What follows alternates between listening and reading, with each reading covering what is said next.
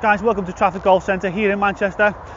Today we're ready for part 3 of the series, how to build a one-plane golf swing. So part 1 we've looked at the setup, part 2 we've looked at the backswing, part 3 is now looking at the downswing, that crucial movement from the top of the backswing, taking the club down in towards the impact area. So stay tuned to Jed Walters Golf TV while we look at the start of the one-plane downswing. Right guys, so we've reached the top of the backswing. So one of the most important parts is the transition down and how we get the club from that position, keeping it on plane right down into impact. So if I take my setup here now from the top of the backswing position, so I've got myself in position here. So we've made that nice backswing move. We've got ourselves here, we're at the top of the backswing, we've got the left arm covering sort of the shoulders at the top there. We're feeling tilted forward, nice and central, 50-50. So from here, the first move we want to be looking at here is a movement of the shoulders. Now, contrary to a lot of belief, the hip is a key indicator and the lower half of the body is a turn. But we want to be focusing for a split second in terms of starting the downswing on the shoulders, left shoulder in particular. And if I turn around this way, if I get myself to the top of the backswing there, the feeling of the left shoulder moving upwards there towards your left here, going behind the left here, is the feeling that we want from the shoulders all the way. So it's there. When we see it from this face-on view, so we've made backswing to there, and now from here, left shoulder moving upwards. So if you see how my right shoulder goes down, and then we want it to feel like it turns up behind the ear. So the shoulder goes that way up. So from here, shoulder going here. So up behind my ear, there it goes. Now from there, that's the real dominant move. We want to keep it going. Reason, especially with the one-plane swing, that we want it to be the trigger, the start of the downswing move, and the more dominant move is the amount of coil we've got in the rotation. It's got a lot further to travel. Now, the hips will get involved, but the hips are going to get involved just before we complete the backswing as a transitional move.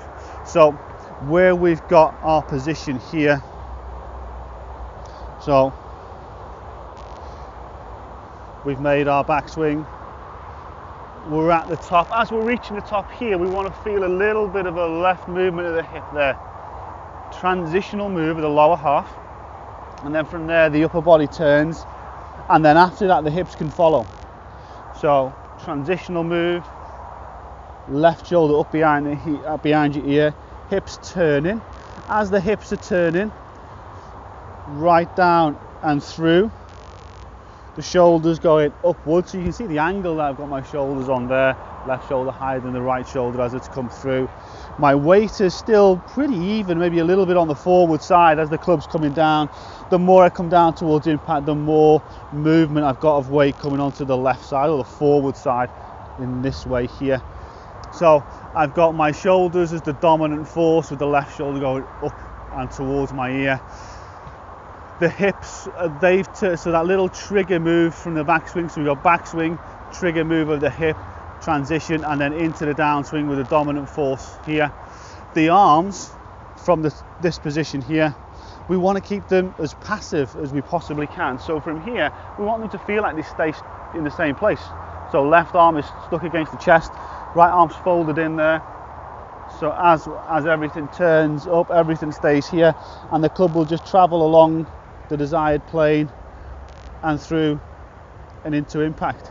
So we're down, coming through the desired plane into impact. You can notice here how my spine angle stays in the same position. It stays at the same sort of 35-degree angle of tilt forward. I don't come up.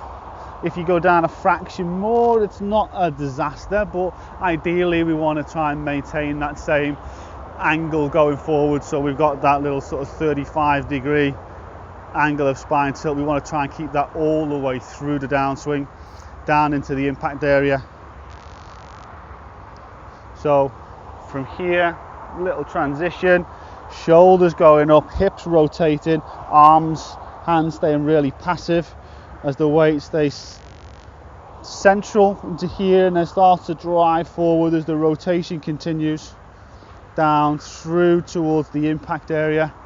So key areas that we want to look at here in the downswing is shoulders, the dominant move, left shoulder going up behind your ear is the thought process, and the thing to have as a key in your mind, not so much the right shoulder going down, but the left shoulder turning upwards and behind the ears. Keep the rotation then going, keep the arms attached to the chest, don't get the urgency to feel the arm go this way. We want the rotation to bring the arms down on the desired plane right through into our impact. The left hip is rotating there along with it all the way through. Spine angle staying at 35 degrees, we want to maintain the angle in there all the way. The weight is even until we get more of a drive in towards the impact zone, then it starts to transfer forward onto the left side or onto the forward leg as we go through into our impact position. And then the club itself is going to stay just as quiet and just as passive as the arms. The hands are not going to get active either. So when we're here again,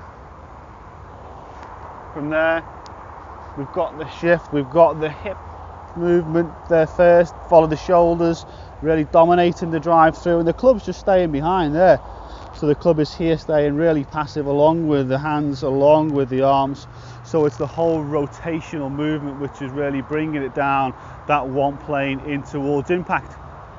So guys, thanks for watching it. If you've skipped and gone straight through to this, the downswing, follow the links here for parts 1 and 2. You know, the setup and the backswing are very, very crucial part of the one plane golf swing. Also, if you like the video, please give it a thumbs up. Subscribe to the channel, plenty more videos on there for you, plenty more content coming as well shortly. You can also follow me Facebook and on Twitter, and I look forward to seeing you guys very soon, and the next episode, which is going to be part 4, which is going to be going right through those impact conditions so that we get the best quality of golf shot from our one plane swing. Guys, thanks for watching.